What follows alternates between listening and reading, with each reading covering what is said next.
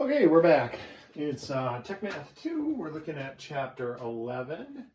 We're working 11.9 to 11.12. This is Red Books, page 505. And we're looking at what happens when you throw a negative in front of the sine curve, or any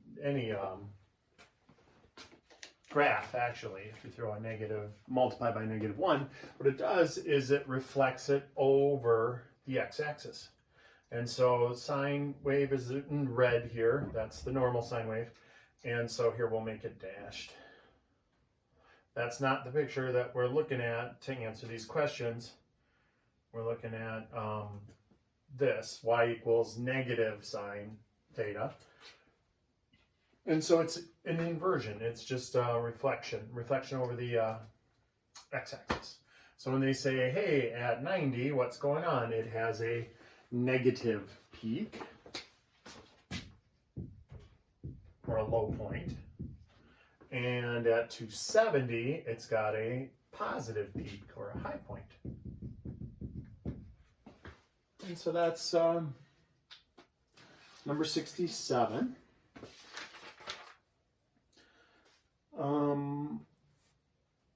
Oh wait, that was 60, sorry, that was 62, 2, not 7, 62. It's still on page 505, but that was 62. We're going to jump now to 67 on 11.9.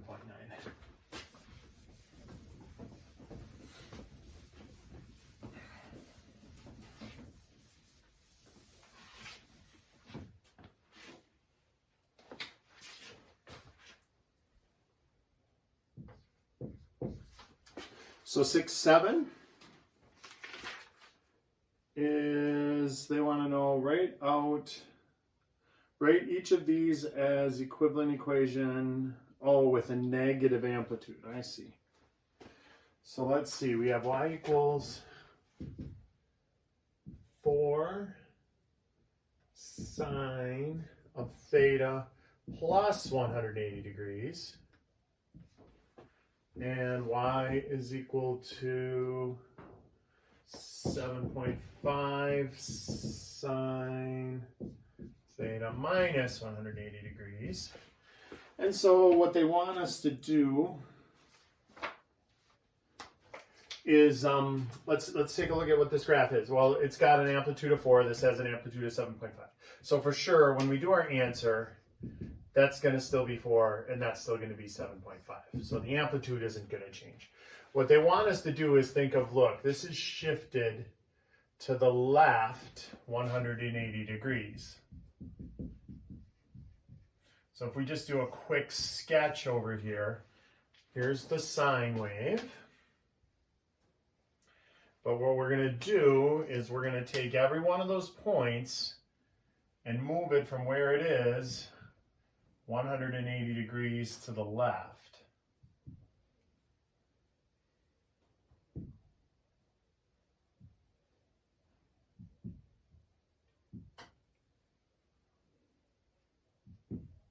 So we took each one of those and put it where the x's are. So that's what's going on, the blue curve. So it's actually just, it ends up, because its sinusoid just keeps going like this, it's just a reflection. So if we just do y equals negative 4 sine of theta, that's the same as shifting it 180 degrees to the left. Now that's only going to work for sine waves, and I think cosine waves, because they have 360. Tangent waves wouldn't work that way because they have periods of 180. All right, so let's take a look at this one. Same deal. Oh, this time they're shifting it to the right. So again, let's do a quick sketch. Here's a sine wave. But now we're going to take each one of these points and go 180 degrees this way. So this one is now 180 degrees this way. And this one 180 degrees this way. Hold on, I went too far. This one is only here.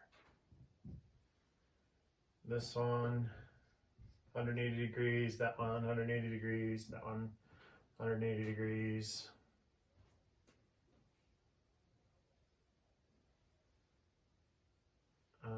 So this one 180 degrees, so that's here. That one's there. That one's from there to there. So look at what's happening here. We got this going on, so this, it's the exact same thing. It's the exact same thing. And so that's going to be negative 7.5 sine theta. And you'll get the same thing. So whether I shift it, because its period is 360, whether I pull it 180 degrees to the left and drop it down, or push it 180 degrees to the right and drop it down, it's going to be the exact same graph either way.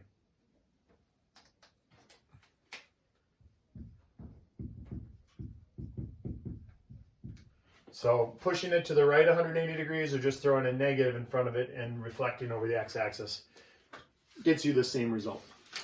All right, so let's look at 10.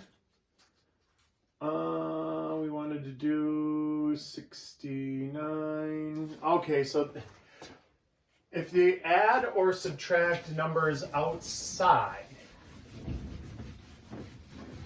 all that does is pick up the graph and shift the whole thing up or down, however many clicks it has. So if you look at 69, they have this. Look, what if I just take the sine curve and then add -2 to every point on the sine curve? All that's going to do is take the sine wave. Let's do the regular sine wave here. That -2 is going to take every one of those points and shift it down 2 units. So look, this was -1, this is +1. If we go down to -2, every one of these points now gets shifted from there, down there, from there, 1, 2, down. From there,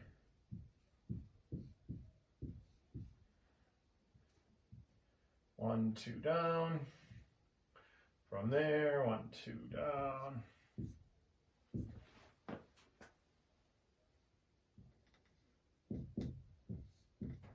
And from there, 1, 2, down. And so what you get is the sine wave, but instead of being on the x-axis, it's now on the horizontal line, -2.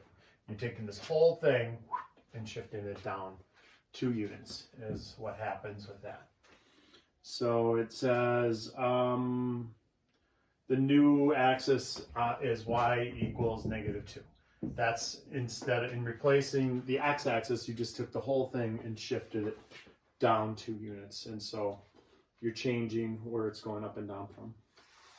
That works the same with if you add numbers. If I add 7 to it, just moves the whole curve up 7 units and you kind of drop it down. Let's look at 76. So this is really just fun with calculators. When you add things together, you get these really kind of funky graphs. So when we look at like y is equal to 2 sine theta plus sine 2 theta, you can put that in your calculator as y equals 2 sine x plus sine 2x, and then put the x window, y window could go 5 to -5, but the x window go from like 0 to 400 because it's going to be in degrees. Make sure you're in degrees. All right.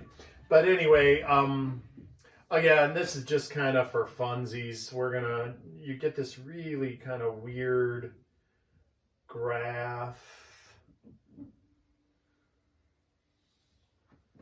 And it's periodic. It'll keep replicating itself over and over again. But it looks weird when you're adding to like sine waves. So that isn't anything like on the rest of them where there's uniformity to it, like +5 moves it up 5 or -2 moves it down 2. This is just kind of, when you add up things, you get kind of weird pictures. That's all they wanted for 11. And then 11-12, we're just going to look at one problem. Right, the sine wave. So they'll call it, whether you use sine or cosine, they can call it a sinusoid. It's a sinusoid. It means it's a basic sine wave. All a cosine is it's the sine wave that's shifted 90 degrees to the left. And so if I give you y equals 5 cosine theta, like number 78, we could put this in the form of a sine wave. Let's look at what's going on here. It's cosine 1, 2, 3, 4, 5. 1, 2, 3, 4, 5. So what we have here is this. That's our cosine wave. But if you think about this, let's continue it over here. Like that. This and that are, that's 90 degrees here. Halfway through is 180. All the way through is 360. And then if we split that difference, this is 270. Split that difference, that's 90. So now think about this. This is actually the sine wave shifted 90 degrees to the left. So if I wanted to write this as a sine, we'd still use the 5. We'd say sine, and then theta, 90 degrees to the left, plus 90. That would give you the exact same picture. 5 cosine theta is actually exactly the same as 5 sine theta plus 90. And so that's why they'll call sines or cosines sinusoids. They're sinusoids because both, anytime you have a cosine wave, you can express it as a sine wave shifted. And then they said, okay, here, what if we give you this? Y equals 10 times the sine of theta plus 90 degrees. Well, a sine wave shifted 90 degrees to the left is just a cosine wave. So if we just say y equals 10 cosine theta, same thing. Okie dokie. So that was 11.9 to 11.12. A little piece of Star Wars trivia here for you at the end of the video. This little green guy is Yoda.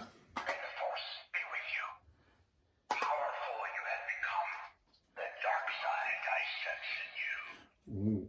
So that voice, the voice actor and the puppet master for the character of Yoda was Frank Oz.